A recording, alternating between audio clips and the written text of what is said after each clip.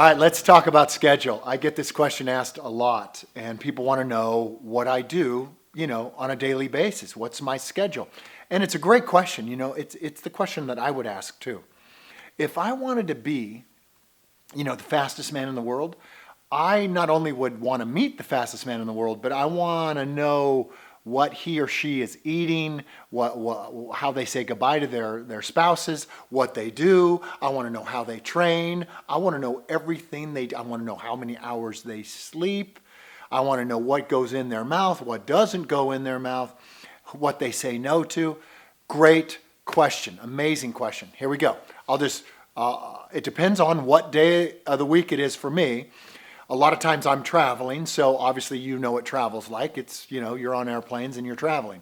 But as the people that work with me on a year-long basis, my mastermind group, they get to go meet me in a city where I'm giving a speech. And they get what I call a tag-along day. So they get to watch what I do leading up to that speech, and then the speech, and then what's the recovery period like after the speech. Very important. If you want to be a speaker and you want to be speaking today, tomorrow, and the next day, and then next week, and then next year, and then 15 years from now, you got to be able to prepare, you got to be able to perform, and you got to be able to recover. So it's a good thing for them to watch what I eat, how I train, how I warm up. So if I'm on a trip and I'm giving a speech, the first thing I do in the morning is I have bulletproof coffee. I have bulletproof coffee every morning, and that's how I do it. I usually wake up right around 6. I used to wake up about 5, and I've gone as late as 8, 9, but I don't feel good sleeping in that long. 6 seems to be like that kind of magic time for me to wake up. 5 o'clock, it works for me, but I have little kids too, so sometimes it's tough. So 6 o'clock seems to be good. What I do, first thing, I put my feet on the ground, I drink a whole thing of water. So it's a big bottle of water. I don't even know how many ounces that is, but it's got to be over 20, 25, it's probably close to 30 ounces of water. I drink it right away. Then I walk downstairs, make the bulletproof coffee, have my bulletproof coffee, and then I meet my son. I usually go wake my son up, or one of my daughters will typically join us, and we'll do some kind of training, some kind of activation, and that's usually around 6:20, 6:30 we begin that. So I want my body and I want my kids' bodies activated before school and before I start my day. So that's usually some kind of dynamic warm-up, some kind of prehabilitation, a lot of planks, a lot of lunges, a lot of hops and skips and jumps. So we'll get that done, and that's fair. It doesn't take a lot of time to do that. That'll take, anywhere between 40 minutes and an hour, something like that. The kids usually then go off to school. We have a ritual when they go off to school that we put our hands in the middle, and we either say one of 3 of our family mottos. We'll put our hands in, all 3 of the kids, and Dawn will put her hand in too, and we'll say, while other kids complain, Eason's train, ready, break, and they'll go to school. Or we'll say, hard work beats talent every time, go. Or we'll say, champions. Or we'll, one of our sayings we'll say. That's a ritual for our family. And now we're getting to be like it's 8 o'clock, right? It's 8 o'clock in the morning. So Dawn will usually take the kids to school, then she'll drive them, and then I will go to work. And work for me is preparation. Preparation is work. So I'm always writing in my head. I'm always creating new words in my head, rehearsing, trying to figure out what's important to me and what I want to say. And I rehearse. Look, I used to be really regimented, like 2 hours of rehearsal and then 1 hour of voice work. I'm not so regimented anymore. My days kind of are filled with a lot of rehearsal, many hours of it, and a lot of, not necessarily sitting down writing, but writing in my head, like writing new concepts. And then I'm really aware pretty much all day of the culture, what's going on with the culture.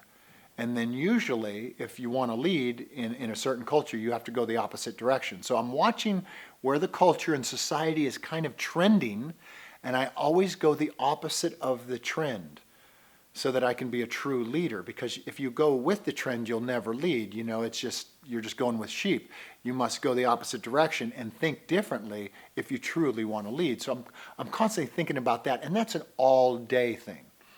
Now, after the training, after the kids have gone, I'm also eating. I usually have some scrambled eggs and some toast, some Ezekiel bread type toast, and I'll eat that. Then I'm off rehearsing and training. Sometimes I'm coaching people on the phone. Sometimes if I'm preparing for a speech, there's a whole physical dynamic warm-up that I go through to get ready for that. Then I take the stage, voice warm-up, all that stuff. And then I take the stage, and then I recover. I have to recover. And that is a lot of, I have a protein shake that I take with a lot of supplements in it. I do take a lot of supplements. I do a lot of training physically for my body. I really want my body in 20 years to be firing on all cylinders. And, to have that kind of body and to have that kind of mind with all the head injuries that I've had, I really got to do a lot of work. I take a lot of supplements, and I do a lot of physical training. And it's the kind of physical training that accesses your chemical cascade. I know you've seen past videos of mine with Tim Adams. He's the guy who sets my workout schedule and my nutrition schedule. And I would advise him or somebody like him to work with you because, look, I want to be vital in 20 years. I want to make an impact in 20 years. You got to start paying those dues today if you want to have that kind of influence. Then when we get to the afternoon, the kids usually, when I'm home, I'm usually like to be there when the kids get home from school. And we're usually training then. That will go into our second phase of training. A lot of times they have homework. Some people want to get homework done first. I like to get the physical stuff done first, then homework. Just get their brain active and activated. So my son will have basketball practice or football practice, or the girls will have dance or gymnastics or softball. And I'll be taking them kind of involved in what they're doing. And I'm constantly harping to them to outwork everybody on their team today. And I keep reminding them today, like in dance class, I'll say to my daughters, be the best, outwork everybody in your dance class today. Even though they might be better than you. Even though they're better now. I want you to outwork them today for this hour, for this 2-hour period. I want you to outwork them. I'm constantly reminding them of that. Then after they get done with that, they're usually doing homework or they have games. And then we have dinner. And Dawn cooks pretty much every night. She's a great cook. We have really great, grass-fed meats just about every night. Great food. I love good food. And we eat as a family almost every night. As a family together, and we go around the table, and hear about what they learned most today, what scared them most today, how they outworked people today, how they could have done this better, those kinds of things with the kids, and some of those conversations are a crack up.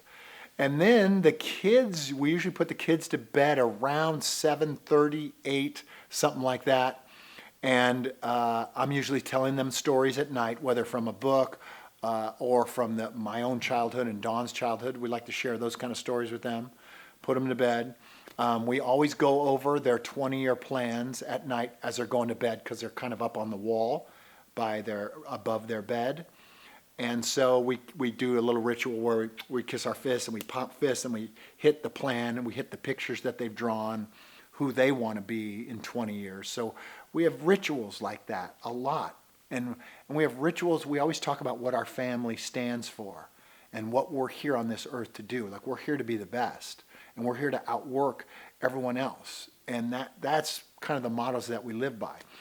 And it doesn't always hold up, but the kids fight. They fight for their plan. They fight for their dreams. And they get off course all the time. And our function as parents is just keep riding that ship.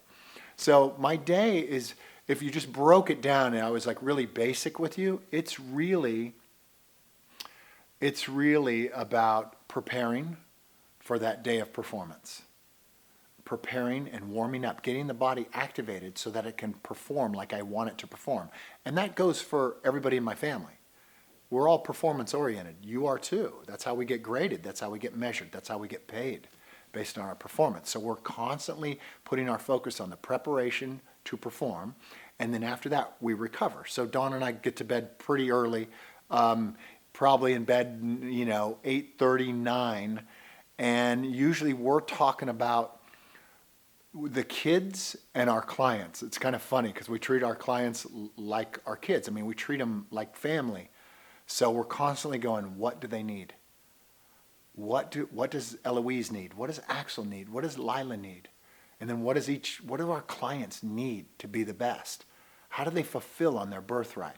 And that's kind of our mindset as we're, going off to sleep. And then the next morning, it starts over and over and over again. So if you broke my day down, it's very simple. It falls into 3 little categories, right? The first one is preparation. So it's preparation, preparing to perform, right? So that encompasses voice and body and movement and physical fitness and nutrition, all this stuff to prepare. Then performance. So it's all preparation and then performance. We all get measured. We all get measured on our performances. That's how we get paid. Performance is second. And number 3, right over here, is recovery. That's nutrition again. That's sleep. That's rest. Preparation, performance, recovery. That's my day, pretty much. That's my kids' day. That's my client's day. And the more we can just highlight those 3 areas, that's really your life. And anything that interferes with those 3 big pots, I would get rid of those things. If those things interfere with your preparation or your performance or your recovery, then you must get rid of those things. Try that in your life. Try those 3 big buckets in your life and start to start to build it in your family and in your clients and in your audience, and then watch the production go through the roof. Try it.